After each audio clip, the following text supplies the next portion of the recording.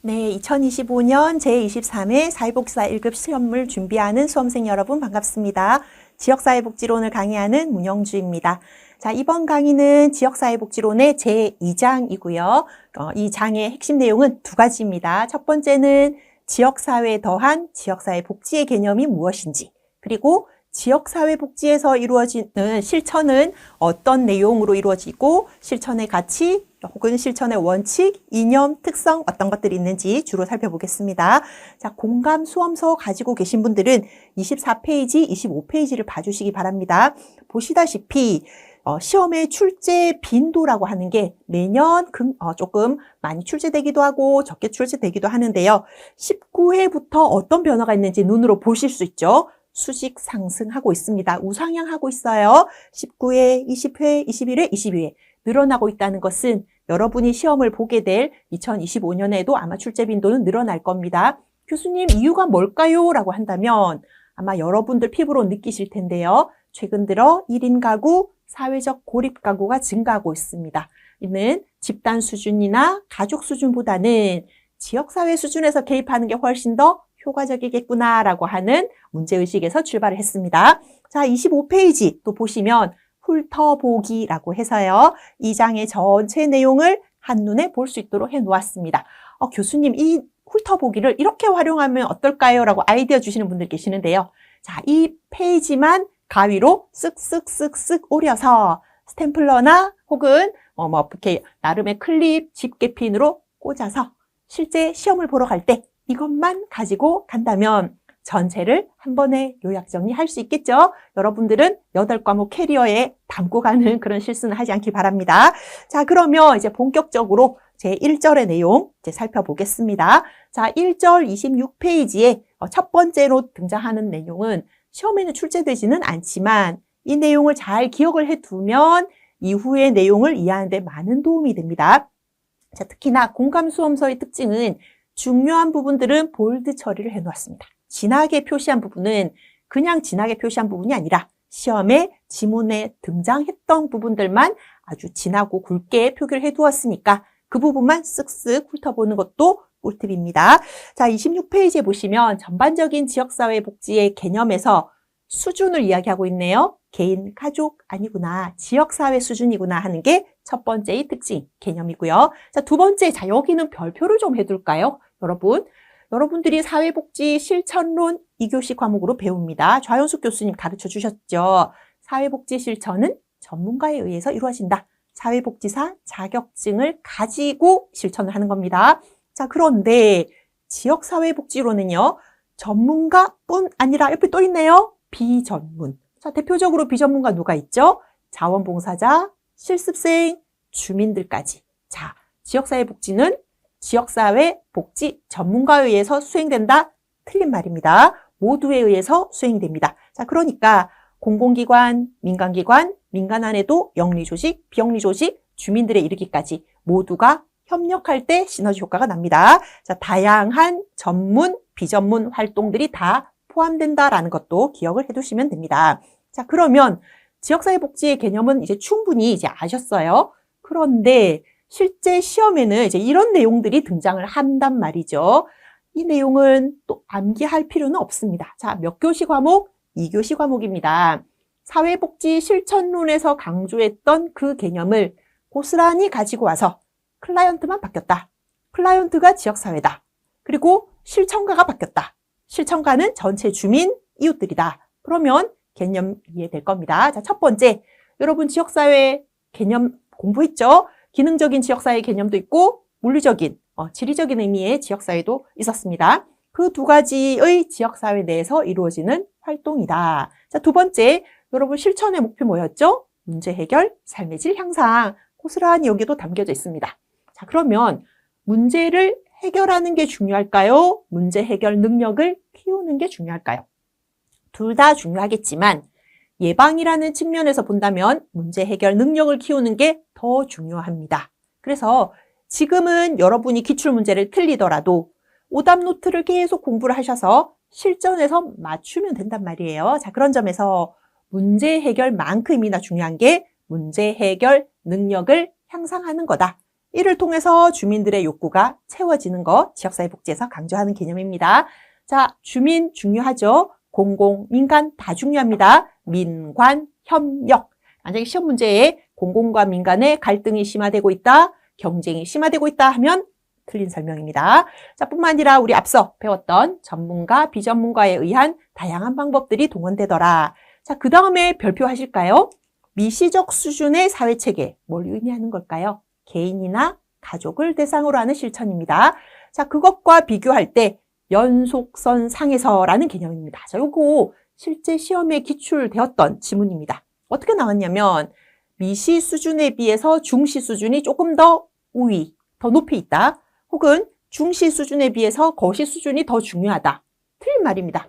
다 중요한 연속선 상에서 미시도 있어야 되고 중시도 있어야 되고 거시도 있어야 되고 이 세 개가 함께 동시다발적으로 이루어질 때 사회복지 욕구가 채워진다는 거죠. 자, 미시 수준과 대립, 갈등 아닙니다. 연속선, 스펙트럼 상에 있다라는 거 기억하시고요.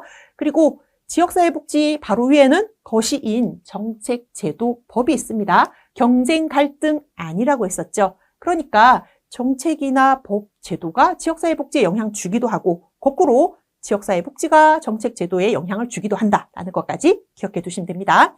자, 그런데 시험에는요. 이런 것들도 출제가 되더라라는 거죠.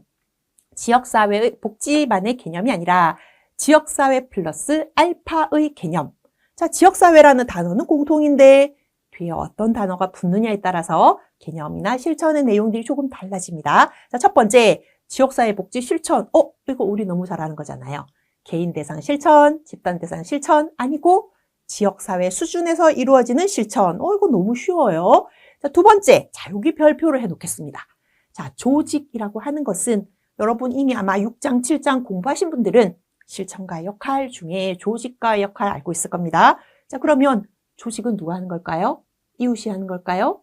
사회복지가 하는 거겠죠.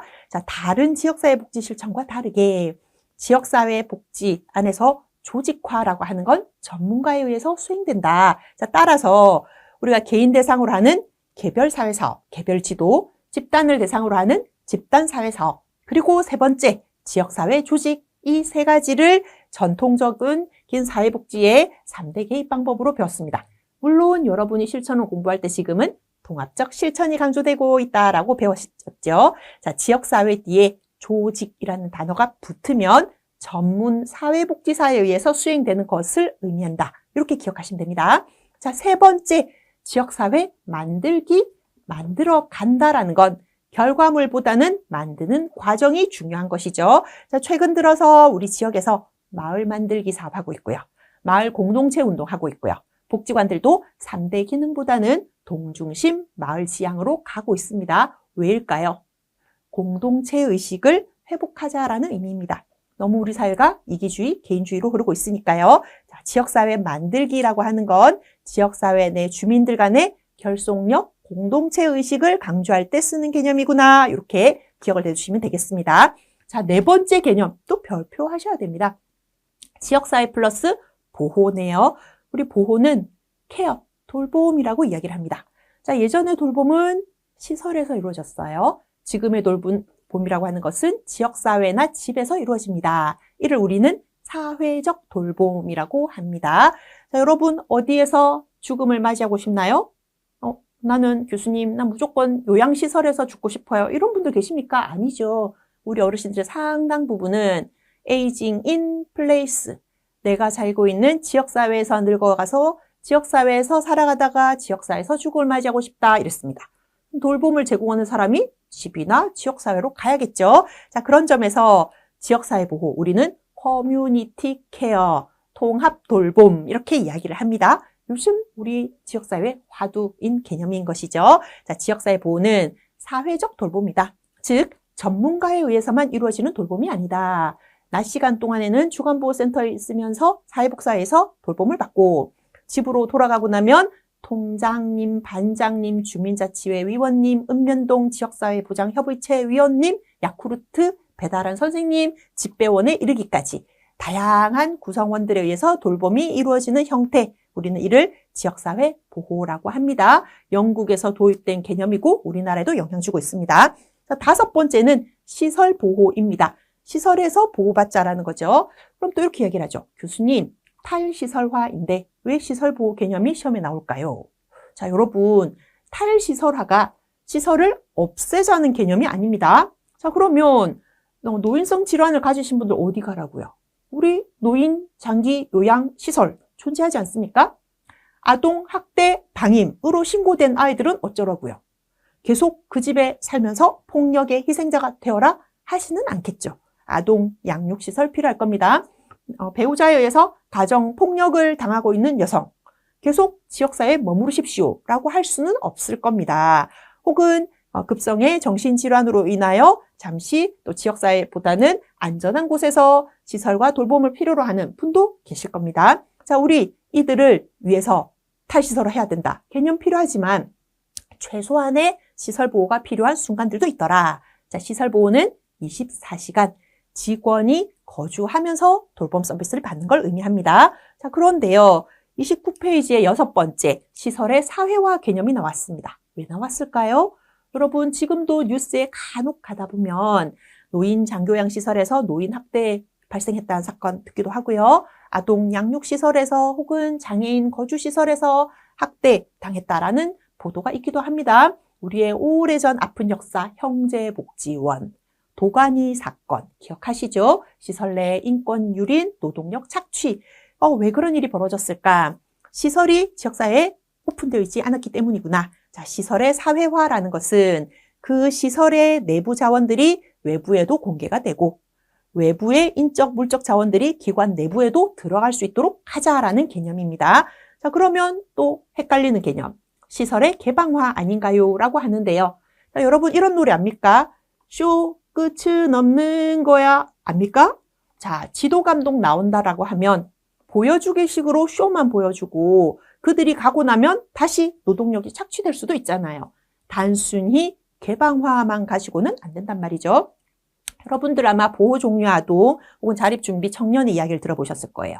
제가 이제 근무하고 있는 학교에도 이제 시설에서 퇴소하고 대학에 진학한 학생이 있는데요. 이제 학생을 면담하는 중에 시설에서 생활하면서 가장 힘들었던 게 어떤 거야?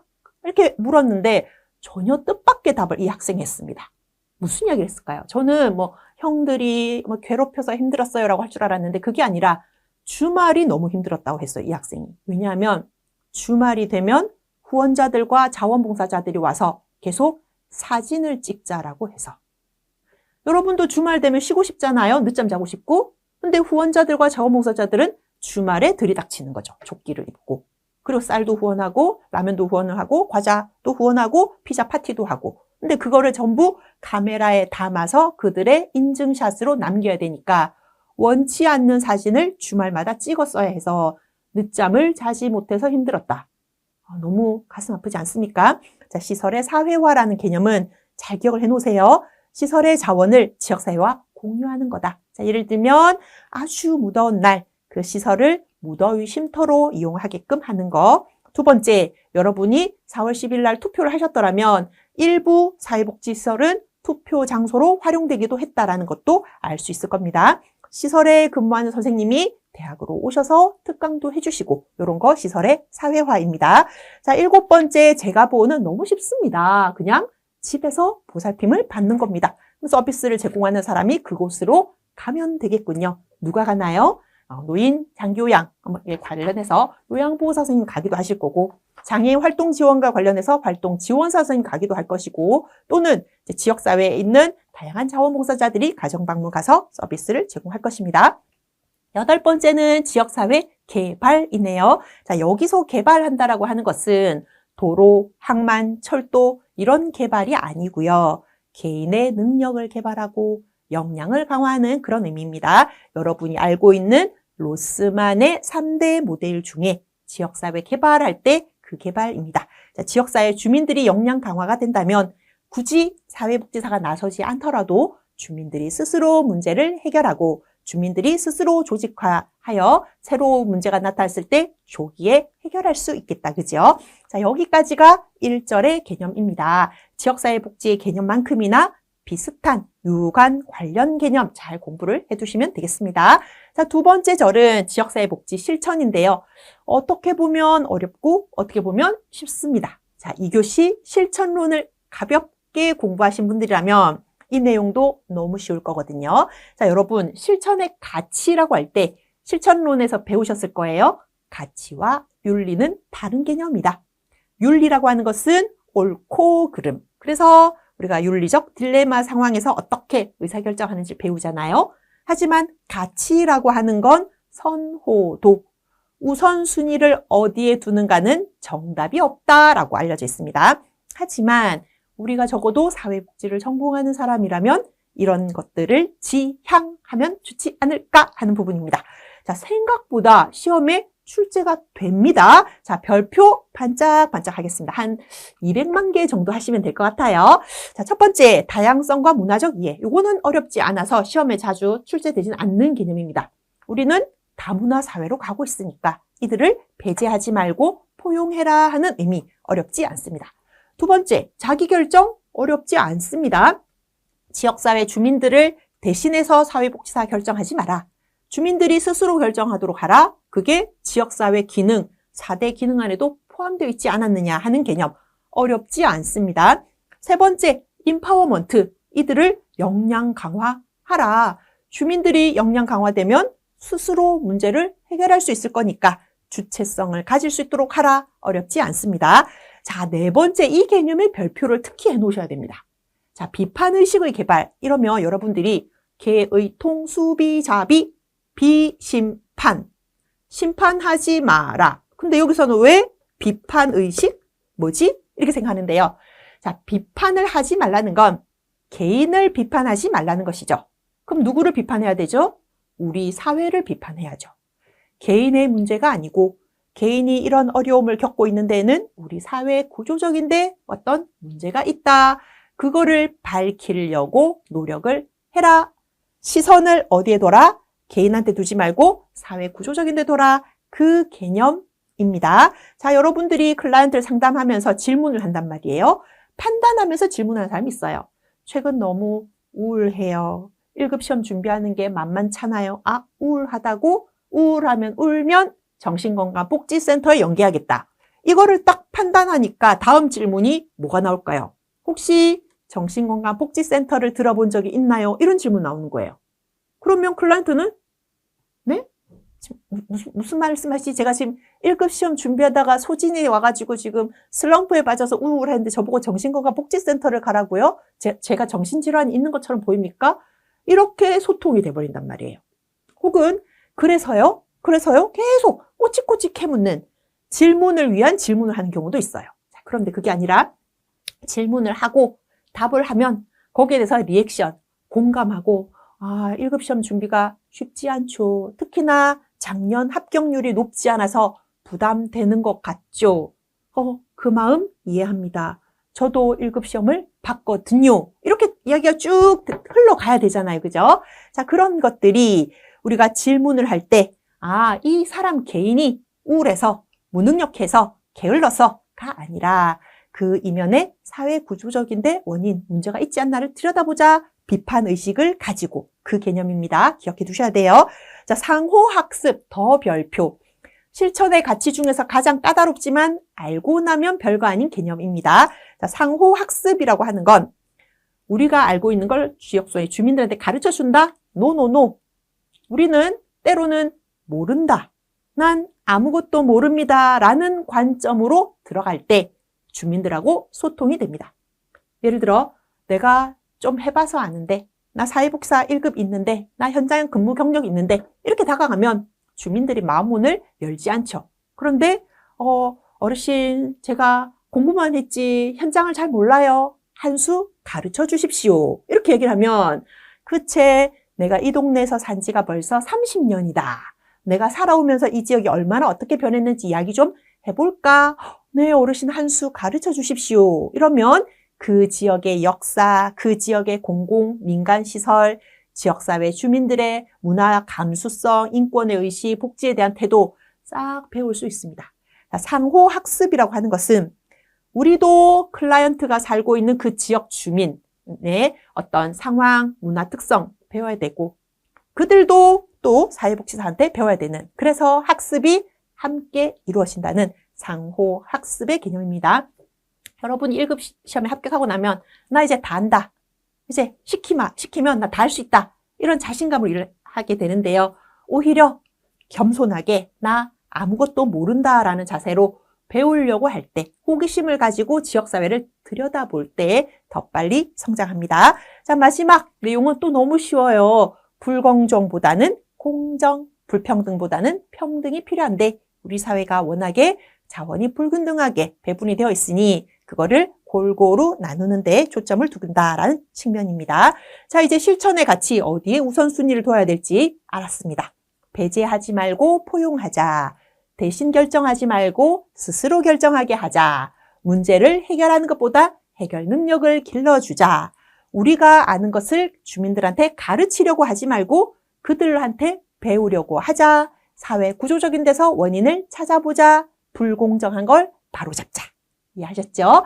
자, 그럼 이제 두 번째 지역사회 복지 실천의 이념입니다. 자, 5가지의 이념이 있는데요. 자, 실제로 이것도 시험에 많이 출제가 되고 있습니다. 특히나 최근 들어서 이제 사회 통합뿐만 아니라 뭐 포용성, 뭐 배제하지 말자 이러다 보니까 서비스 제공 과정에서도 사회복지사가 뭔가 일방적으로 하기보다는 사례관리 과정에서도 주민들 참여하게 하고 이런 가치들이 많이 녹여 있는데요. 자, 첫 번째 이념은 정상화입니다. 자, 비정상, 정상 그 개념이 아니고요. 자, 여러분 혹시 사회복지조사론 김유경 교수님 강의 들으셨다면 짜잔! 무슨 그래프이죠, 이거? 정규분포 그래프. 자, 정규분포의 특징은요. 표준정규분포. 김유경 교수님 늘 강조하셨죠? 자, 왼쪽에, 오른쪽에 이렇게 연가설 기강 능력이 있고 대부분은 요 안에 95%를 우리 봅니다. 자, 그럼 어떻게 해야 될까요? 이거를 사람들이라고 보겠습니다. IQ, 지능검사라고 생각을 해볼게요. 그럼 상위, 여기 놓여있는 사람도 어떻게 해야 되죠? 멘사 회원 가입해야 됩니다. 자, IQ 여기 있는 사람 어떻게 해야 되죠? 지적장애인지 아닌지 검사를 통해서 장애 등록해야 됩니다. 자, 그런데요. IQ 70과 75, 요 사이에 놓여있는 분들 우리 그동안 뭐라고 그랬죠? 경계선 지적장애. 자, 근데 이분들 장애 아니잖아요. 그래서 요즘은 느린 학습자라고 호칭을 하고 있습니다. 자, 그랬을 때 정상화 개념이라고 하는 것은 이 그래프에서 이해하시면 됩니다. 정규분포 그래프라고도 하지만 혹자들은 이거를 정상분포 그래프라고도 하거든요. 우리 사회에서 우리가 주목하고 있는 분들이 이런 분들이잖아요. 주류에 들어가지 못하고 이렇게 양극단에 놓여 있는 분들. 그래서 이분들의 삶이 이 가운데 대부분 95% 사람들이 살아가는 보통의 삶을 누리도록 우리가 지원하자. 그게 정상화입니다. 자, 여러분 중에 혹시 장애를 가지고 있거나 혹은 중증 질환을 가지고 있는 분들 계신가요? 원하는 삶이 어떤 삶인 겁니까? 나 특별한 삶을 원해요. 한결같이 배려받는 삶을 원해요. 그런 분들 잘 없습니다. 기초생활수급 가장 원하는 삶은 남들처럼 평범하게 보통의 삶을 살고 싶다. 이야기하거든요. 왜 안 될까요? 우리 사회가 이들을 위한 각종 제도나 정책들 많이 안 만들어내니까 계속 여기 머물러 있는 거예요. 특별한 삶을, 다른 사람들과 이질적인 삶을. 우리 어떻게 해야 된다? 보통의 삶을 살 수 있도록 해줘야 된다. 그래서 학교도 지어줘야 되고 또 주거권, 주거급여도 제공하고 이렇게 하는 거죠. 정상화라고 하는 건 보통의 삶을 살 수 있도록 지원하는 겁니다. 자, 그런데 이번 사회통합이라고 하는 것은 분리되어 있다. 분절적으로 이루어지고 있으니까 통합을 해보자라는 뜻이죠. 여러분 지역사회 분열되어 있잖아요. 길 하나를 사이에 두고 영구임대 아파트, 일반 아파트. 그래서 이 길로는 못 다니게 칸막이를 올리고 이렇게 하고 있습니다. 혹은 여기는 뭐 어느 동, 몇 동 사람들만 이용할 수 있는 주차장. 그 옆 동 사람들은 지상 주차장을 이용하시오. 여기는 지하 이용 못합니다. 등등등. 우리 사회 너무 분열되어 있다. 이거를 통합하자라는 개념입니다. 사회 통합은 지역사회에 존재하는 다양한 격차들을 줄여가자. 특히나 지금은 계층 간의 격차가 너무 심하죠. 중앙과 지방 간의 격차, 세대 간의 격차, 연령 간의 격차, 직업 간의 격차 있으니까요. 하다못해 사회복지기관에서도 정규직과 비정규직 간의 격차들도 있으니까 그런 이제 불평등한 부조리한 것들을 바로잡자라는 개념이 사회통합입니다. 불평등을 해소하는 데 초점을 둡니다. 자, 세 번째 개념은 탈시설화. 우리 앞서 비슷한 관련 개념 공부할 때 시설의 사회화 공부했었잖아요. 그죠? 자, 그때는 시설에 있는 자원들이 바깥으로, 바깥 자원들이 안으로 그 개념이었고요. 자, 탈시설화. 자, 포인트는 시설을 없애자 하는 게 아닙니다. 불필요한 장기 입소를 줄이자 하는 개념입니다. 그럼 어떻게 해야 되죠? 대형. 이렇게 되면 부조리가 발생할 가능성이 높죠. 그러니까 작게 예를 들면 3명, 4명이 함께 거주하는 그룹홈 이런 형태로 가자. 30명, 40명, 300명, 400명 수용하는 대규모 시설로 가지 말자 하는 개념입니다. 그래서 탈시설화라고 하는 건 시설을 없애자라는 개념이다 하면 틀린 설명이 되겠습니다. 자, 네 번째 주민 참여라고 하는 건 주민이 스스로 결정하려면 일단 참여를 해야 되잖아요. 그죠? 그래서 문제가 발생하고 사회복사가 나서서 해결하기보다는 사전에 예방할 수 있도록 주민들이 문제 해결 과정에 자꾸 참여해서 역량 강화되도록 해야 된다라는 개념입니다. 자, 다섯 번째의 개념. 자, 네트워크. 자, 여기다 또 별표 하셔야 됩니다. 자, 최근 들어 사례 관리가 아주 이제 각광받고 있습니다. 2012년도에 희망복지지원단에서 이제 공공에서 사례 관리하기 시작했고 사회복지관이 3대 기능 중에 사례 관리를 집어넣으면서 강조되기 시작했는데요. 자, 예전에 네트워크 이러면 사례 관리자들의 네트워크 이랬거든요. 근데 공급자들끼리만 네트워크 할 이유는 없잖아요. 그래서 지금은 주민들끼리도 네트워크를 합니다. 예를 들면 A 재활시설에 있던 정신장애인들이 B 정신재활시설을 이용하는 정신장애인들과 서로 네트워크 해가지고 하나의 단체를 만들어내고 충분히 가능하잖아요. 자, 네트워크가 과거에는 공급자 중심의 어떤 서비스 제공, 공급자 중심의 네트워크였다면 지금은 이용자 중심의 서비스 제공, 이용자 중심의 네트워크로 바뀌고 있다라고 하는 트렌드도 같이 기억을 해두시면 되겠습니다. 자, 이 5가지의 이념은 여러 형태로 출제가 되는데요. 가장 흔한 형태는 지문을 주고 다음은 어떤 이념에 대한 설명인가? 정답은 사회통합, 정답은 정상화 이렇게 출제가 가장 많이 되고 있으니까 어렵지 않게 이제 문제 푸실 수 있을 겁니다. 자, 그에 비해서 지역사회복지 실천에서는 개인이나 집단을 대상으로 하는 실천보다 이런 또 차이점이 있더라 하는 개념이 34페이지부터 등장합니다. 자, 첫 번째 예방성.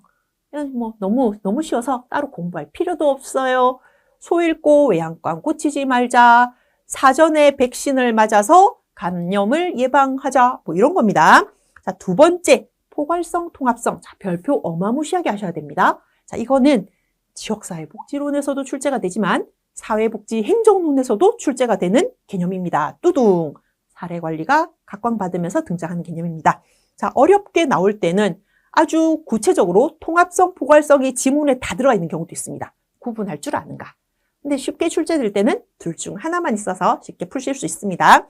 자, 수험서 가지고 계신 분들은 35페이지에 별표, 제목에 별표를 하시면 됩니다. 공급자 측면의 통합성, 그리고 이용자 측면의 포괄성. 자, 이게 무슨 말일까요? 통합성은 누구한테 좋으냐? 공급자들에게 도움이 되는 특성이다. 포괄성은 누구한테 좋으냐? 서비스를 이용하는 이용자들에게 도움이 되는 특성이다. 교수님, 무슨 말인지 모르겠습니다. 예를 하나 드리겠습니다. 자, 12월이 되면 모든 기관들이 바빠집니다. 왜 그러냐면 김장김치 나눔 행사를 하려고요. 자, 그러면 사회복지관도 김장합니다. 노인복지관도 김장합니다. 동해 주민자치회 위원들도 김장을 하고요. 적십자 봉사회도 김장을 하고요. 가까이에 있는 절, 성당, 교회 김장합니다. 심지어 아파트, 부녀회도 김장을 합니다. 김장해서 누구 나눠줄까요? 지역에 살고 있는 독거 노인들, 독거 어르신들 나눠줍니다. 우리 어르신들 김치 그렇게 좋아하지 않습니다. 집 좁아요. 정말 원룸, 방 한 칸 사는데 여기저기서 김치 갖다 줍니다. 어르신들에게는 김치 냉장고 없어요. 근데 너도 나도 마치 다 같이 짝이라도 한 듯이 배추김치를 갖다 줍니다. 어르신들 배추김치 그렇게 좋아하지 않습니다. 왜요? 당뇨, 고혈압 있어서 짠 거 많이 먹지 마라라는 의사의 권유가 있었거든요. 자, 그런데 왜 너도 나도 똑같이 김장을 할까요? 우리 그리고 나서 예산 낭비하는 거잖아요. 그죠? 역할을 이렇게 나누면 어떨까요? 어떤 기관은 겨울에 김장 나눔, 어떤 기관은 여름에 열무김치 나눔, 나박김치 나눔, 어떤 기관은 겨울에 동치미 나눔, 어떤 기관은 여름에 깻잎김치 나눔, 부추김치 나눔, 총각김치 나눔, 깍두기김치 나눔 이렇게 하면 안 됩니까? 할 수 있잖아요. 그죠? 자, 통합성이라고 하는 건 이런 개념입니다. 중복되지 않도록 해야 된다. 누락되지 않도록 해야 된다. 우리가 너무 김치만, 배추김치만 주지 않았나? 누락된 김치 뭐가 있지? 찾아보자.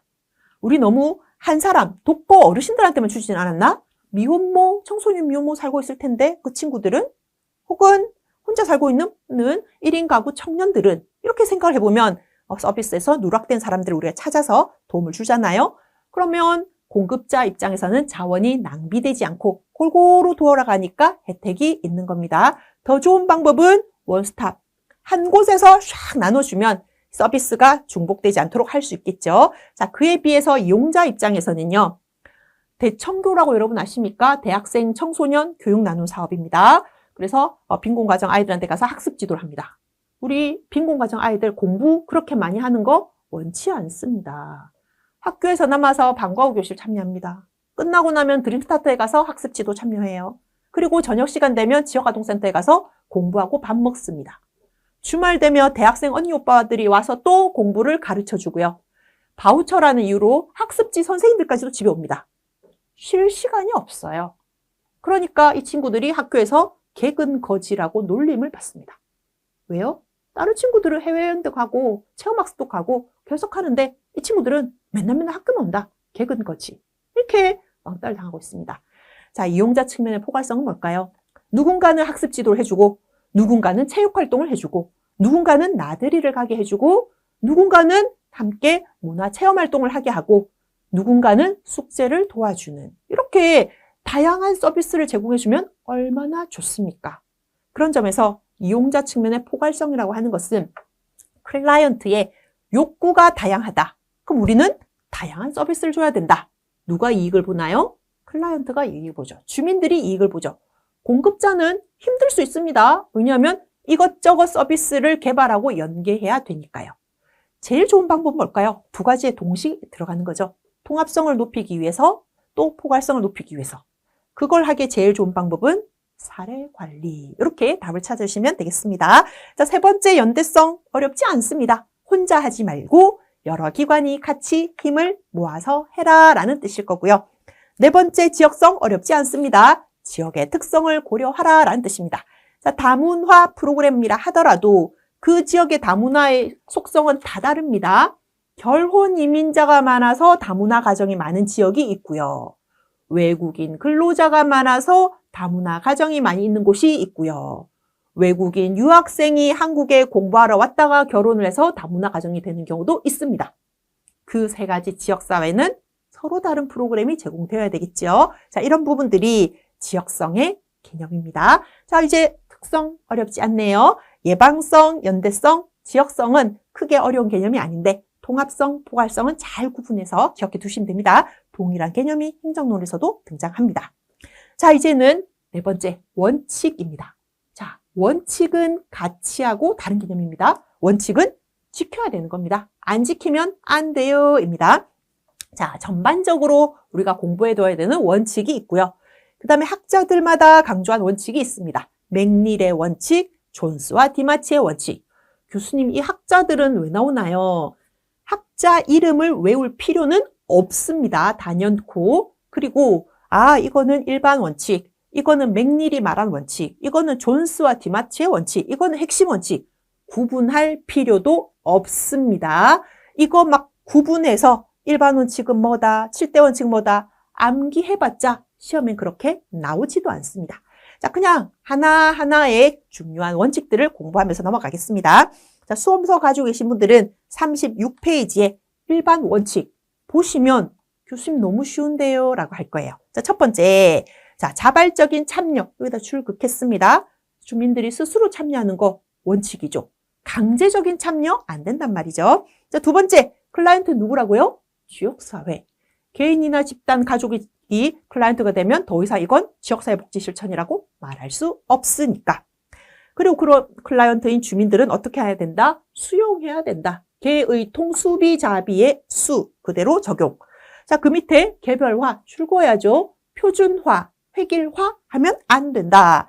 지역사회도 저마다 특성이 있으니 고려하자. 그 바로 밑에 줄에 심판하지 말라. 비심판. 비밀 보장해라. 이거 개의통 수비자비 그대로 아니야? 맞습니다. 맞고요. 자, 그 내용 그대로 실천론에서 배웠던 내용 그대로 이 과목으로 푸시면 되는 겁니다. 어렵지 않죠? 자, 37페이지에 맥닐이 말한 원칙입니다. 자, 이것도 들여다보면 다 맞는 말입니다. 자, 첫 번째 원칙 끄트머리에 줄 그어보겠습니다. 주민의 욕구에 관심을 가져야 된다. 왜 그럴까요? 관심을 가지고 들여다봐야 주민들이 뭘 원하는지 알 수 있으니까요. 자, 두 번째, 클라이언트는 누구다? 지역사회다. 이거 앞에 나왔는데. 동그라미 3번, 있는 그대로 이해하고 수용해야 된다? 앞에 나왔는데. 4번, 지역사회 각 계층의 적차의 참여? 이거 앞에 나왔는데 도대체 뭐지? 자, 동그라미 5번 별표 하겠습니다. 자, 욕구의 무슨 성? 가변성.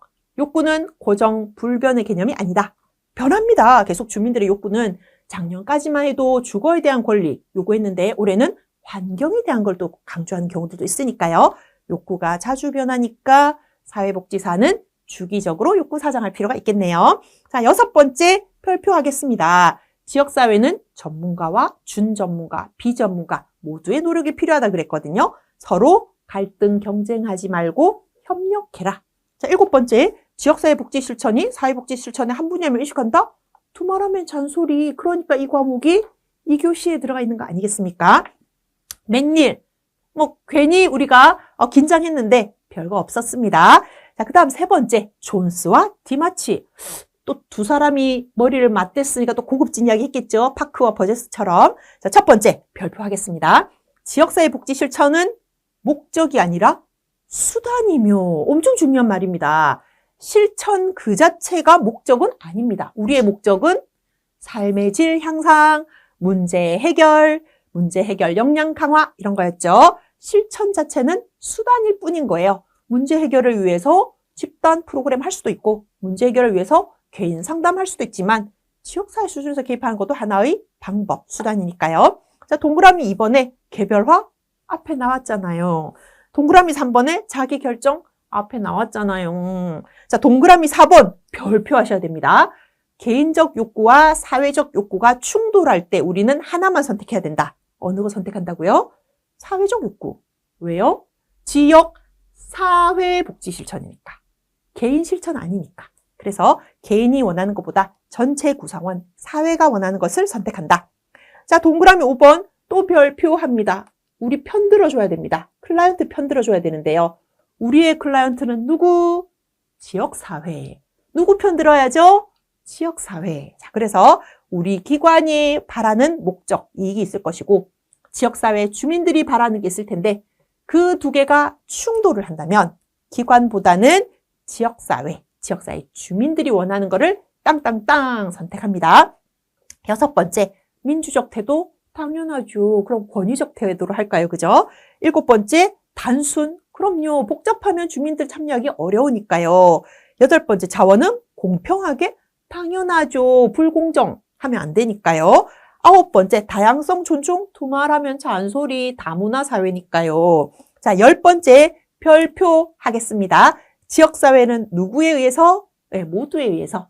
그러면 혜택도 누구에게? 모두에게. 자, 그런 점에서 활동기관은 광범위한 집단의 이익을 반영해야 된다. 즉, 특정 집단, 특정 종교, 특정 연령만을 위해서 활동해서는 안 된다. 자, 여러분, 사회복지관 사업 대상 누굽니까? 기초생활수급자인가요? 장애인인가요? 아닙니다. 모든 주민이라고 되어 있습니다. 모두의 이익을 반영해라. 자, 11번째. 자, 다른 기관과 협력 앞에 나왔잖아요. 12번째, 장벽은 제거해야죠. 13번째, 전문가의 도움이 필요하다면 써먹어야죠. 자, 보니까 존스와 디마치도 뭐 두 사람이라 그래서 우리 긴장했는데 막상 보니까 계통 수비자비에서 크게 벗어나는 거 없고 다만 아주 몇 가지 예외적인 내용들이 있었습니다. 자, 38페이지. 그럼 5가지 핵심 원칙도 볼까요? 뭐 어차피 앞에 거랑 겹치겠지만. 자, 첫 번째, 클라이언트랑 협력. 당연하죠. 클라이언트랑 갈등 경쟁하면 안 되겠죠. 자, 두 번째, 지역사회 구성원 중심. 앞에 나왔잖아요. 기관 중심 하지 말라고. 동그라미 3번, 사회 문제의 구조적인 원인. 이것도 배웠잖아요. 문제의 원인이 개인한테 있다고 보지 말고 사회 구조적인 데 원인이 있다고. 동그라미 4번, 전략적 성공을 위해서 그에 필요한 전술도 활용해라. 전략과 전술이 있으면 효과적으로 개입할 수 있겠죠. 마지막 5번째, 지역사회 수준에서 지속 가능성. 당연하죠. 우리 개인 복지 안 하고 있잖아요. 지역사회 복지 하고 있으니까요. 자, 5가지 핵심 원칙이라 해서 또 뭐 대단한 게 있는 줄 알았는데 보니까 다 겹치는 내용이에요. 자, 이 토대가 되는 건 계의통, 수비자비. 그것만 머릿속에 딱 들어가 있으면 주민이 스스로 결정한다. 지역사회 개별화해야 된다. 주민의 욕구는 변한다. 그러면 어떤 문제가 나와도 어렵지 않을 겁니다. 자, 공감수험서는 여러 가지 장점을 가지고 있잖아요. 그죠? 39페이지부터 보면 앞으로 이런 문제 출제 가능성 높습니다. 모의고사 6문제 나와 있고요. 41페이지에 보면 OX, OES라고 실제 기출되었던 문장을 토대로 해서 여러분이 정확하게 이해하고 있는지 또 점검할 수 있는 챕터도 마련되어 있습니다. 자, 2장 공부해보니까 실제 이런 문제 출제되면 맞출 수 있겠다라는 자신감 드셨습니까? 자, 드셨다면 멈추지 마시고 바로 이제 기출문제집 구입하셔서 문제 풀어보시면 내가 알고 있는 게 이런 거였고 이거 좀 헷갈리는 개념이었네. 요것만 한 번 더 영상에서 복습해야겠다. 의사결정 하실 수 있을 겁니다. 자, 그러면 지역사회복지론 제2장 강의는 이것으로 마치겠습니다. 여러분 수고하셨습니다.